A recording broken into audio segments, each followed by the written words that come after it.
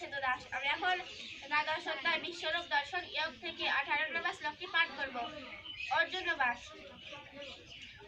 ত্বমক্ষরম পরমং বেদিতব্যেয়ং ত্বমস্য বিশ্বস্য পরম নিধানম ত্বমব্যয়শাশ্বত ধর্মগুপ্তা সনাতনস্য ত্বং পুরুষোত্তমে।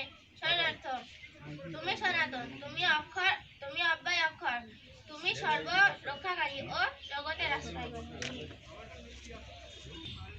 নমস্কার, আমার নাম পূর্ণিমা দাস। আমি একাদশ অধ্যায় বিশ্বরূপ দর্শন ইয়োগ থেকে 18 নম্বর শ্লোকটি পাঠ করব। শ্রী অর্জুন বাসু ত্বমক্ষরম পরমং বেদিতব্যেয়ং